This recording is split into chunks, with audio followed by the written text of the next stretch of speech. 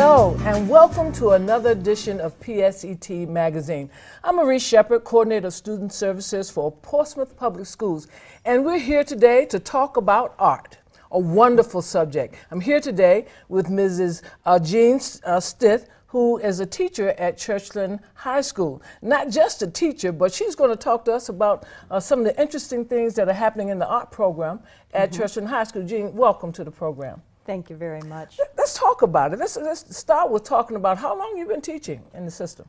Well, I started at Craddock High School in 1989, and so that's roughly 27 years. Okay. 27 years. Well, wonderful, because the two of us go back like recliners, so yes, we've been around for a while. Yes, we do. So, but what brought you? You started at Craddock, so what brought you to Churchland High School?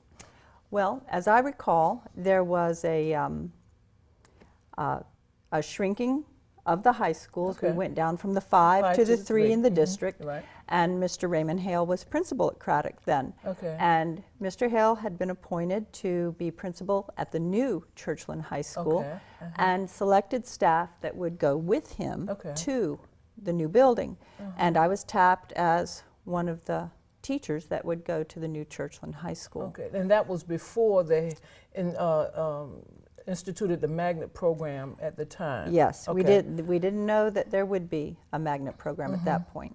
Okay, so now let's talk about the art program, the art magnet program that they have at Churchland High School. What makes that so different from the art classes that they have at the other high schools? Okay, I think right off the bat what is very different is that we're in a very nice situation where we're able to recruit from across the city. We talk to the middle schools in the area, we talk to some of the private elementary schools in the city, and recruit and solicit talented young people, people who have an interest in the visual arts. In May, we will go through an interview process, and young people will bring their portfolio to us, their sketchbooks. We'll have a conversation with them. We'll have a conversation with their parents. We'll determine their academic abilities as well as their artistic abilities, their level of interest and commitment, and we bring them into the program if we think it's a good match. Yeah, because that takes a level of commitment to stick with that task. Yes, indeed. Yeah, because now a lot of your students, and I'm just jumping ahead a little bit, but a lot of your students, they when they finish the art program that you have, they go on to art schools and art institutions and those types of things. So what excites you about teaching art? I think that I'm very fortunate to be in this position that I am in. I am charged with the responsibility of finding students at their level and then training them up with skills, techniques, knowledge about art history, helping them find where they fit in to the visual arts world, because there's so many different ways to express yourself, so many different ways to earn a living. And Ms. Cosimano and I are very sensitive to kind of growing the child, growing the student artist toward their goals. And helping them to develop. Because there's so many different ways that you can express yourself in the visual arts.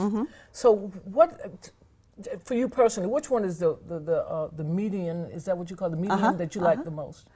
I'm a painter by trade, and I also enjoy drawing. So as an art teacher, not only do I do my favorite things, but I've also got to be able to teach printmaking. I've got to be able to teach sculpture. I've got to be able to teach pottery. Now and again, graphic design, basics. And be sure that students have a good foundation when they leave. And it helps to stretch you as well. Oh, definitely. Definitely. Yeah, I bet it does. So what is one thing that you hope that the students will get from the program, or a takeaway, a wonderful takeaway? In the general studies, I want any art student to leave with a greater appreciation for the visual arts, knowing that they can always enjoy making it, but also enjoy appreciating it. I want all of my students to be incredibly comfortable in a museum or gallery and not be intimidated. In the Scholars Program, we work toward creating the bridge from high school into college. And giving them the tools to enter that venue very confidently. Okay. A skill set that will serve them well through their foundations classes and then on into their specialties and their majors. Okay, so now you talked about a little bit about the scholars class. Is that a level up within the arts program that you have Well, at Churchland? about 10 years ago, we changed the nomenclature of the program. Okay. And that was under the direction of Dr. Sandy Hutchinson. Right. And we adopted the School and Center of Excellence for the Visual and Performing Arts, and then we referred to our students as scholars as opposed to magnet students. So what a level of expectation. Yes, yes. And we're very, very proud that we now have honors credit, honors weight in our first and second levels in the scholars program. And you have some AP, we were talking a little bit earlier about the AP, so what does that entail? Well, by the time a student has completed 9th and 10th grade, first, second level in the scholars program, they've got a great foundation. And if their work ethic and their portfolio and their level of interest will support their success in advanced placement studio art, we'll encourage them to do that in either 11th or 9th grade year. Consider it the capstone for their studies. When you're an advanced placement student, you're producing a finished piece every week and a half. My goodness. Yeah, it's quite a pace. When they finish their portfolio at the end of the year, and that's September to May, when they finish their portfolio, they should have 24, 29, 30, 36 pieces completed. And that's what I was going to ask. So, and that's with the AP program. Okay, so a person that's coming in and getting as a part of the criteria to get into the AP program, is there sort of a number of pieces that they should have in their portfolio before that they get to that point? The students that are coming up through Churchland High School, you know, Ms. Cosimano and I have our eye on them. We're watching them grow. Just like a coach picking a team. We're watching them grow. And if they've got the aptitude for it, commitment, as I said before, we have a conversation, and we just had our conversation last week, and I outlined what the expectations are, the pacing of the course, the rigor of the course, and in early June, I'll share the syllabus, and they'll be given summer assignments, so that if in September, if they haven't attended to the summer assignments, or they've had a change of heart once they've sat down with the syllabus, then of course the schedule could be adjusted. But by and large, when the children commit, they're very, very serious about it, and they love watching the kids ahead of them do wonderful work. And they're like, they can say, I can do that. But you know, let me ask you a question, because you know, you see these students expressing themselves in this wonderful way. How does that compare with their academics? Do you see that it helps them with their academics as well? Good question. There's a lot of data out there that says that if a student is studying or immersed in the visual arts, musical arts, performance, that creates a certain discipline in them, and they are also self-disciplined when it comes to their academics. Now, in our Level 3 and 4 scholars classes, as well as our AP classes, every art student writes a research paper to support their portfolio. Wow. And they are finding the artists that exist out there in the world, whether they're old masters or somebody cool they found on the web. They're doing that research to inform themselves, improve their work, and support the decisions and the choices they make when they make their own work. Wow. And speaking of old masters, I'm just curious, which one inspired you? One of my most favorite painters is a man named Richard Diebenkorn. I absolutely love the use of color and design in his work. I'm also a fan of John Singer Sargent, great painter. And probably one of the largest influences in my life is the local artist Charles Sibley, who was my professor at Old Dominion University. Great, great. Yeah. Hopefully he'll get an opportunity to see you and see this program, and he'll just say, oh, this is one of my students. Well, he might be looking down at me from heaven. Oh, well, okay, but, okay. Yeah. But he is also included in the Degrees of Separation exhibition. And that's what we'll talk about next. Okay. And that, what a wonderful segue. The Degrees of Separation, and that's where? That's at Portsmouth exhibit. Courthouse Galleries, Okay. currently known as the Portsmouth Art and Cultural Center. Wonderful. And the idea is that Charles Sibley was a tremendous influence on my choice to be a painter and my style of painting. Okay. And over the years, I've had the privilege of influencing young people to also become artists and continue to pursue art well beyond their academic schooling. They've all gone on to careers in the visual arts. Okay. And their work is represented in this show as well. Wonderful. So these are former students that are part of the show. Yeah, some of them are 30, 35 years old. Oh, my goodness. Yeah. Don't let them date you. Don't let them date you. But let's talk about the art exhibits and competitions that you've been involved in as well. Myself or my students? Just students, with your students, with classes. Annually, Ms. Cosimano and I support submissions to the Chesapeake Bay Art Association's exhibit in Norfolk, which happens in the month of October. Okay. I do a great deal to encourage my students to participate in the Scholastic Art and Writing Competition, which we are a member of the Southeast region, which covers from here to Alabama to the Mississippi. And we've been very fortunate to have silver medal awards, gold medal awards, national awards in that competition. We did really well. This year? Recently this year? Okay, great. And then when February rolls around, we get ready for Student Gallery, which is our local regional competition. And this past spring, we had 3 students place as honorees. Fantastic. And right now, we're very busy getting ready for the Congressional Art Competition that Representative Bobby Scott sponsors. And those pieces will be delivered this week. Oh, okay, great. Let's talk a little bit more about the Degrees of Separation, because I know that there's a time frame on that at the courthouse. Right. Okay, so now let's talk about the pieces that you have in it as well. Everyone's work will be up and exhibited through May 6th. That'll be the first Friday of May, so there'll be a big celebration there. The show comes down May 8th. Oh. So we've got, you know, like a 3-4 week window right now. My work is all painting, and it deals with my feelings and the feelings of women that I know well, their feelings toward marriage and weddings. Okay. And the symbols that you see repeated in the work are a bridal gown, bouquet of flowers, and then some religious symbols. Wonderful, wonderful. Well, I just want to encourage everyone to go and get an opportunity to see that. That would be great.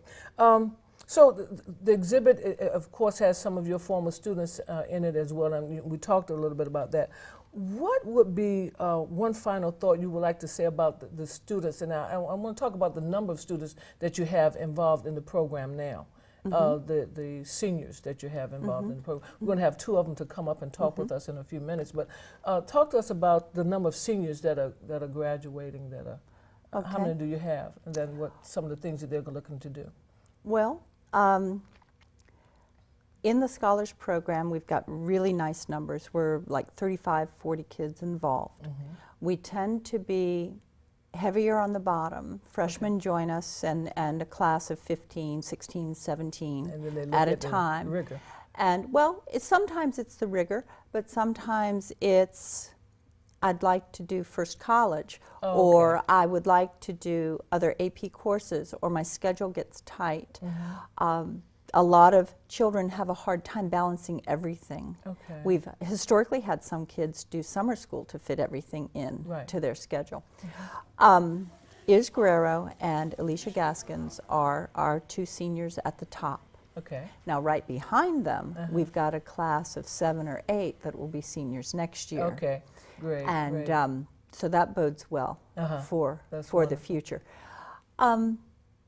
We are fortunate to work with the cream of the crop, and there's a lot of competition in terms of programs for those great young minds. Especially since they want to look at first college and they want to do some other courses as well. And for those who decide to go to summer school to fit all that in, they've planned well. Yes, to get that yes, done. And that's the job of our guidance department, and they do a fabulous job. Wonderful, wonderful. I want to thank you, Jean, for coming and just sharing with it's sort of enlightening me about it. I will definitely get down there to make sure that I see the degrees of separation and to see what your work as well, because you're a great artist in your own right, and we appreciate you coming and sharing with us today. Thank you so much. Thank you. And now we're back with two students from our art program. We have Alicia Gaskins and Israel Guerrero. Hi. And they're here in the art program. I want to welcome you. Thank you for coming to be a part of this program in PSETMagazine. I want to talk about the art program. Alicia, talk to me about what do you like about the art program and working with Ms. Stith? Well, I've been with Ms. Stith for 4 years, and I can say being in the art program, it really opens up a lot of new windows for you. You learn so much in your 4 years if you stay there for about 4 years.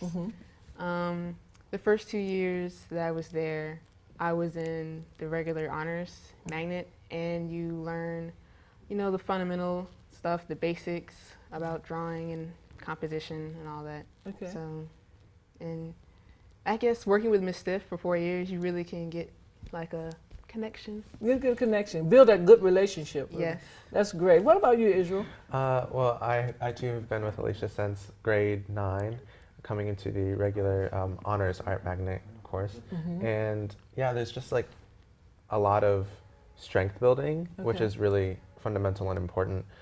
It's really crucial to learn these sort of by the books things, so that when you move on, you can express your ideas more freely. And Ms. Casamano and Ms. Stith do an excellent job, connecting with us and sort of honing in our skills so we can, succeed later on in life. Seniors. Yeah. Oh, you're right. And answer me this question. Have you ever looked at now, as seniors, really getting ready to go out into the world, have you looked at your drawings back from 9th grade? Have you done a comparison? Yes. Okay. You say it with such disdain. It's a learning thing. It's a learning thing. When you first did that, how did you feel? I felt kind of in awe. I was just, and I totally understand there's process and there's growth and development, but it's just like, man, the things I can do now and the things I could do then, it's kind of like mind-boggling in a way. So that's just how I felt about it. What was your thought, Alicia? I was like, did I draw this at all? And it's like, when you know how to do it properly now, and it's like, what was I thinking? Why didn't I do that? Yeah, you evaluate the whole process all over again for yourself, huh? Sometimes you can be your own worst critic, right? Yes. Now look, so now you've been in the art program for 4 years, but how long have you really been drawing and doing those things? Drawing and know that you had an interest in the art program or just in the art field? Well, I decided to apply for 9th grade honors in the magnet program my 8th grade year. Okay. And that was because of my 8th grade art teacher, Mr. Tippett. Okay. He was the one who really pushed me, like, hey, you're really good at this, because I never really thought of myself as being an artist until that, and now I'm just like, wow. You can't see yourself doing anything else, right? Yeah. Well, what about you? Well, I've been drawing pretty much my whole life. I came out scribbling when I was a toddler, and just making up characters and things like that, things that kids do. And it was just always an outlet for me. I just love to doodle and draw. And 8th grade, I decided that was the sort of thing I wanted to do as for a career path. So I applied as well. So yeah, I've been drawing for a while and just kept on, and it just always stuck with me. Okay, so now as budding professional artists that you're going to be, this is a question that's going to be asked of you a lot. So just get ready for it. So what is your inspiration for your pieces? Or do you have several? As of now? Yes, as of now. That's what we're looking at now. What is your inspiration, Alicia, for your pieces? Well, a big inspiration for me is, I guess, African goddesses and their religions and beliefs. Okay. I build my portfolio this year based on 2 different religions. The 2 goddesses is Glidi, the goddess of the moon, and Oran, the goddess of the sun. Okay. And I've built both of my works around that and how her believers have spiritual connection through her. And you had to do a research paper for that. Yes. Okay, a lot of work went into that as well. And I'm sure it just flooded itself on the paper, right? Yes. Wonderful. So how many pieces do you have in your portfolio as of this day? As of now, I guess. a lot. I'm pretty close to the maybe 27, Oh, 20 okay. something. And more to come, right? Yes, more to Okay, come. wonderful. Israel, what about you? What's your inspiration? Well, my inspirations as of late draw strongly from my current place in life. So like budding adulthood and being a teenager and sort of in that weird transitional stage. Yeah. So a lot of my works focus on that world of like the teenager and how my world and how it makes me feel. There's a lot of mysticism in my works, sort of references to religions and symbols and myth and magic. So that's kind of what I'm working with now, and it's awesome. It's kind of therapeutic in a way. Yeah. To do those sorts of things with my art. So you find that it's very relaxing when you pour yourself into your art and when you express yourself in that way. Definitely. So how many pieces do you have? Oh, It's not a competition. I just want to know. I probably have about 25 right now. And we have to cull a lot of portfolios for what we're actually going to send in. But just work, flat out, just all the things we've been doing over the past few months is about 20 to 25 pieces. And both of you are in the AP. Yes. So that means that you're going to, how many pieces do you have to select to send to Princeton? Do you have to send the whole portfolio, the whole packet, or? No, for quality, it's only 5. Okay. So 5 of our best out of all the everything in our portfolio. Yeah, it's 5 for quality, and then we have 12 for breadth, which breadth is a portfolio that measures our analytical skills, our technical drawing skills, modeling, and it's different for 2D and 2D design And drawing. and drawing. And then we have concentration is it's 12 for that too, but it's based on like he said, his personal thing and my African goddess. Oh, great. So. Okay. Wonderful. Because you're taking AP drawing and you're taking 2D design. Yes. Okay, great. Okay, fantastic. Now, you're in an exhibit at this point that's coming up shortly at Tri-Cities campus of ODU, and it's entitled 16. Yes. What are we talking about? Well, 16, we kind of collaborated and came up with the name because of the adolescence that's kind of tied to the number. You have like your sweet 16, and we're kind of, ending that sort of, sweet period of being a teenager. And it's also the graduation year. Yeah, it's also our graduation year. Okay. So that's kind of how we came. So it's yours exhibit, the two of yours. Yes. Wonderful. What a wonderful collaboration. Okay, and that's going to be on May the 6th through the 25th over at the Tri-Cities campus of ODU. So what kind of message are you trying to send, would you try to send through this, outside of the fact that it's, it's young and free and during that time? What will your pieces be around the goddess piece and also around the mystical essence? Yeah. Well, my work, as I said, is about adolescence and that whole teenage period, and I think that a lot of people may view the teenage era, that period of life, as kind of fun and carefree, like we were talking about 16, but at the same time there are like serious transitional issues, and there's confidence issues, and there's maturing issues and things like that. So I guess that's kind of my whole message, is like it's not all what it seems. Yeah. And speaking of confidence, I mean, I'm sure that being in this program and enduring the whole process throughout the years that you've been involved in it certainly has built your confidence level. I mean, you look back at your drawings from 9th grade and it's like, what was I thinking? And to now, and to see the breadth, of work that you've done and the quality that you've done, you have to just really be proud and budding within from that. Now, what are you doing? You're getting to graduate, so what are you going to do? Well, we were both accepted into VCU Arts, So we're going to be going to the Art Foundations program. Wonderful, fantastic. Congratulations Thank to you. both of you. So you're going to the VCU Arts Foundations. So what does that mean? I mean, it's a school within a school and VCU? Yes.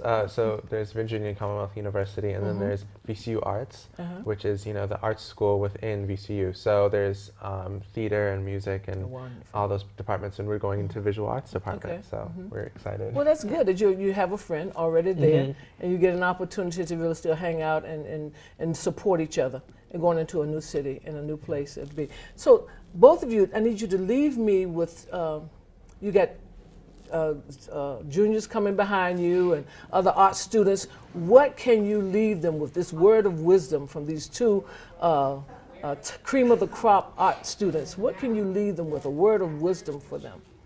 Listen to Miss Steph. Listen, okay, that's it. Listen to Mr. What about you, Israel? Definitely. Well, listen to our teachers, and also draw every day, no matter what. Okay. Or I understand life happens, but draw as much and often as you can, because you'll surprise yourself about what you can do with your skills if you just keep on pushing. So Wonderful. Definitely. I am honored, and I am very blessed to be here with two wonderful budding art professionals. And I really appreciate you taking the time to come and share with us today. Thank you so much. I really appreciate it. Yeah, thank you for having us. Thank you for sharing this time with us for our PSETmagazine. I'm Marie Shepard, Coordinator of Student Services for Portsmouth Public Schools. Thank you for the time.